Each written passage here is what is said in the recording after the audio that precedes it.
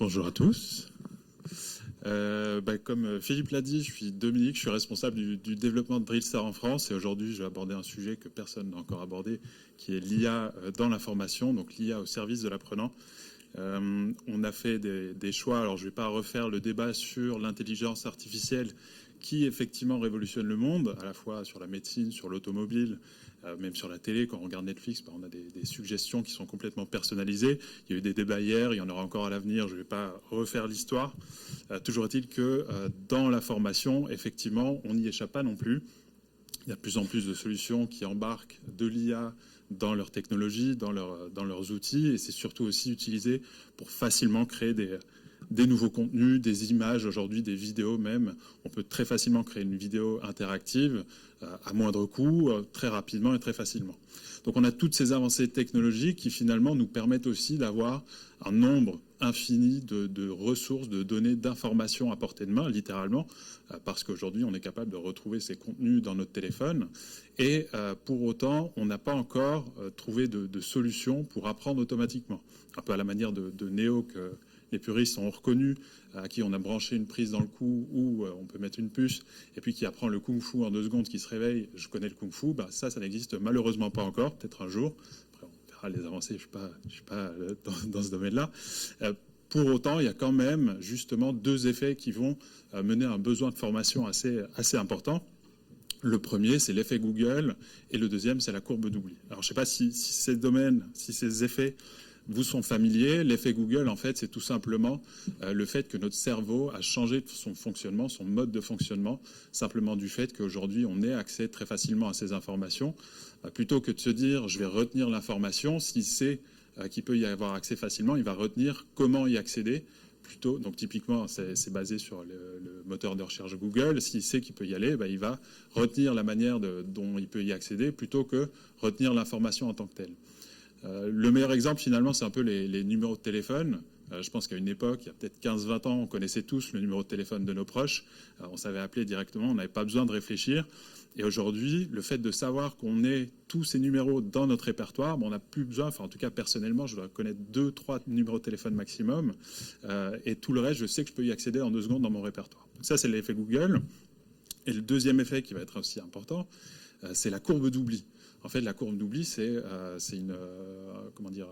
a été démontré par Hermann Ebbinghaus, au 19e siècle, qui montre qu'en fait, quand on apprend une information, si on ne l'entretient pas régulièrement, on l'oublie très rapidement. On parle de 80% en une semaine, donc ce qui est assez impressionnant, assez fort. Et donc, il y a un réel besoin à la fois de s'assurer pour certains métiers ou pour certains domaines, que je vais pouvoir les solliciter, ces informations, dans mon cerveau au moment où j'en ai besoin, et que je ne vais pas les oublier, justement, 2 minutes après les avoir apprises. Si on prend des exemples, par exemple, comme un chirurgien, on ne peut pas imaginer un chirurgien en pleine intervention à cœur ouvert et se dire, attends, je vais aller regarder mon manuel, je vais regarder où on corrige justement cette veine, ou pareil pour une hôtesse qui aborde un vol, il y a un téléphone qui prend feu, on n'aura pas le temps d'aller consulter le manuel pour savoir comment réagir et comment éteindre le téléphone. C'est des choses qui doivent être justement ancrées dans la mémoire, qui doivent être des réflexes.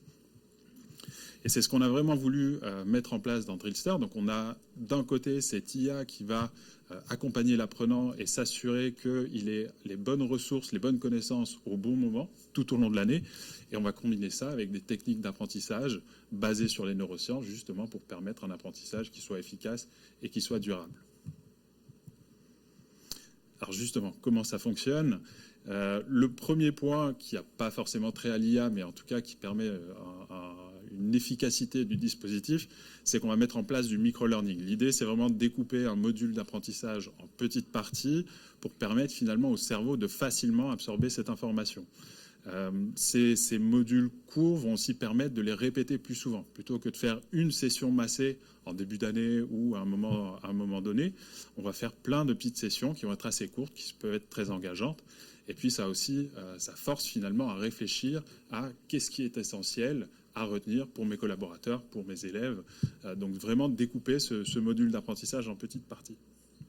Ensuite, on va proposer un apprentissage qui est basé sur l'évaluation. Donc finalement, on apprend en répondant à des questions, à des mises en situation, à des dilemmes. Ça a un côté pédagogique d'un côté, puisque en répondant à des questions, finalement, on active le chemin de récupération vers l'information dans le cerveau. Et donc, plus j'ai réfléchi à une bonne manière de réagir, à une caractéristique, à une spécificité d'une loi, plus le jour où j'en ai besoin, je vais pouvoir la ressortir très facilement. Mais dans notre cas, sur la partie IA, ça va aussi nous permettre de déterminer les éléments qui sont maîtrisés de ceux qui ne le sont pas. Donc je reviendrai sur ce point juste après, mais typiquement, dans nos modules, un point d'apprentissage sera représenté par une question pour permettre un côté adaptatif. Derrière chaque question, on va avoir droit à un feedback qui va finalement venir corriger l'information ou la compléter si j'ai trouvé la bonne réponse. L'idée, c'est que dès que je réponds, peu importe que je réponde bon ou mauvais, ça va me permettre d'apprendre et de renforcer mes connaissances. Donc c'est encore une fois un feedback qui doit être précis, court et aller à l'essentiel, donc éviter tout ce qui est superflu et qui va me permettre de corriger très facilement une information. Alors la partie adaptive, en fait, elle va démarrer ici. Donc, comme je vous ai dit, on répond à des questions pour apprendre. Et on va répondre à des questions jusqu'à ce qu'on atteigne un score de 100%. Donc, on n'est pas sur un principe d'examen où on a un set de questions et on a un score à la fin. Ici, on répète toutes ces questions pour arriver au score final. Et mon IA va ajuster l'ordre des questions en fonction de mon niveau de maîtrise. Donc, l'ordre, la fréquence, sur base de ce que je maîtrise, de ce que je ne maîtrise pas. Donc, si je réponds correctement à une question, elle va être mise de côté parce que je n'ai pas besoin de passer du temps à apprendre ce que je connais déjà. Et si je me trompe, justement, j'aurai une occasion d'y répondre plus tard avec ce feedback qui va venir m'expliquer quelle était la bonne réponse et pourquoi. Et donc, il me permettra d'engranger et d'arriver au niveau de maîtrise dont j'ai besoin. Donc, typiquement, les sujets difficiles sont répétés plus régulièrement que ceux que je maîtrise mieux. Il y aura toujours des répétitions sur ce que je maîtrise parce qu'au bout d'un moment, je peux l'oublier ou on veut toujours s'assurer que je les ai bien en tête. Mais en tout cas, on aura cette expérience d'apprentissage qui sera complètement centrée sur ce que j'ai besoin d'apprendre. Donc en termes d'illustration, ça va ressembler à ça. On a ici une première question dans laquelle on voit une conseillère en vidéo qui discute avec ses clients et mon but à moi apprenant, c'est de trouver la bonne manière de réagir par rapport à ce que l'on me dit, ce que mon client me dit. Donc là, je vais choisir les réponses qui me paraissent évidentes ou qui me paraissent correctes.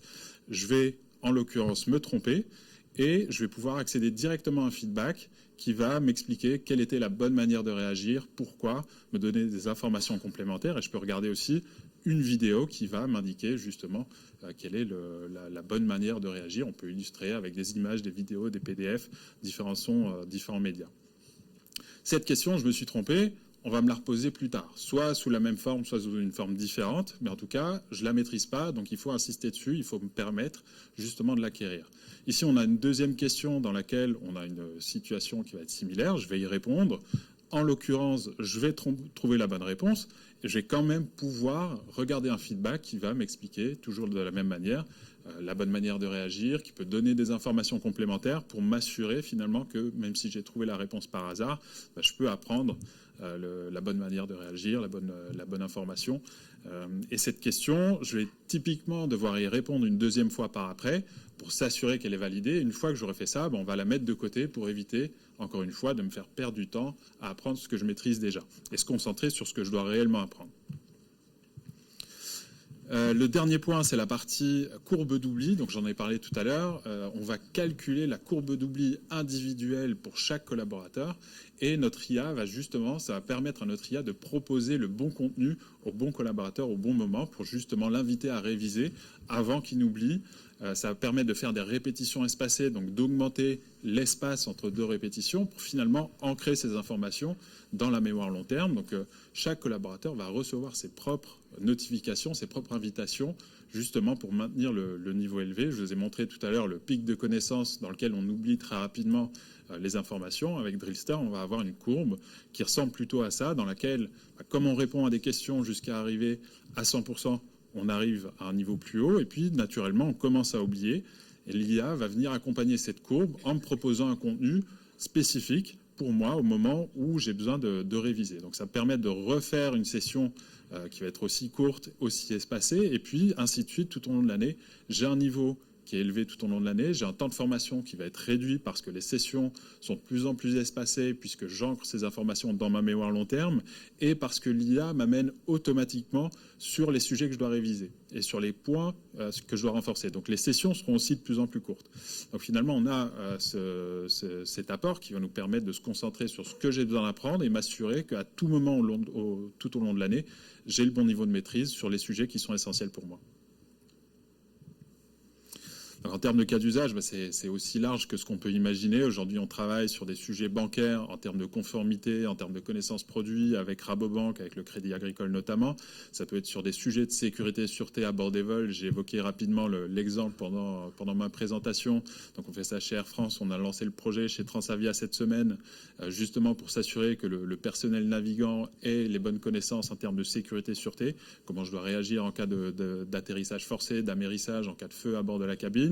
Ça peut être des connaissances sur la cybersécurité. C'est un projet qu'on a lancé chez Michelin pour s'assurer que tout le personnel, quand on reçoit un email un peu suspect, on puisse réagir correctement. Si je me fais infecter, qui je dois contacter, comment est-ce que je dois réagir. Ça peut être l'apprentissage des langues. Vraiment, il y a autant de cas d'usage qu'on peut imaginer pour autant qu'il y ait des formations, des connaissances ou des compétences essentielles à retenir tout au long de l'année.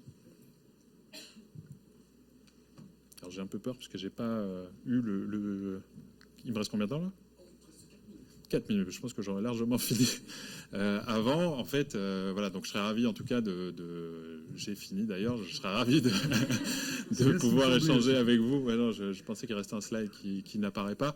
Mais en tout cas, voilà. S'il y a des sujets qui vous intéressent, que vous voulez qu'on aborde, je suis dans la salle, ou alors vous pouvez me contacter aux coordonnées qui figurent à l'écran. Et après, s'il reste, effectivement, si vous avez des questions, avec plaisir. Question de la salle ?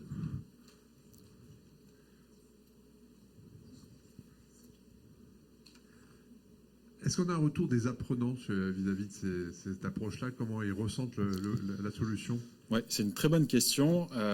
Il y a tout un travail de communication à faire autour justement du lancement d'une application comme la nôtre. Typiquement, c'est ce que je suis allé faire lundi chez Transavia pour expliquer au personnel navigant ce qu'il fallait attendre de l'application, parce que cette approche par question peut être parfois un peu changeante par rapport à ce qu'on connaît.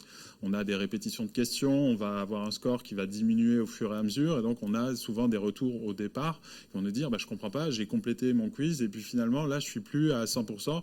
Il y a un bug où j'ai tout le temps les mêmes questions qui reviennent. Je comprends pas. J'ai fini le quiz, mais à chaque fois, on me repose des questions. Donc, effectivement, une fois qu'on a passé cet écueil et qu'on a communiqué sur les attendus, derrière, on a vraiment un apport qui va être complètement personnalisé. On aime bien ce côté court, ce côté réponse à des questions. Les feedbacks, notamment aussi, ont une réelle valeur ajoutée de ce qu'on entend. On nous dit, c'est super, parce que là, on se trompe et on comprend en fait quelle est l'erreur. Ça me permet tout de suite de corriger l'information dans ma tête et donc de pouvoir avancer, répondre correctement. Puis derrière, le côté court, le côté mobile, ça permet aussi de se former où on veut, quand on veut. Donc ça, c'est un retour qui est très positif aussi qu'on a. Donc voilà, le conseil qu'on donne, c'est effectivement de bien communiquer sur l'approche au lancement du projet, mais derrière, ça va tout seul, on n'a que des retours positifs.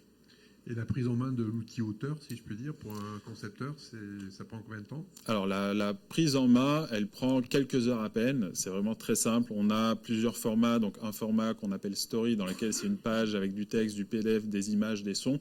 Donc là, c'est rien de plus qu'une page de texte. Et puis après, sur le volet de questions, finalement, c'est une question, plusieurs réponses possibles, différents types de questions.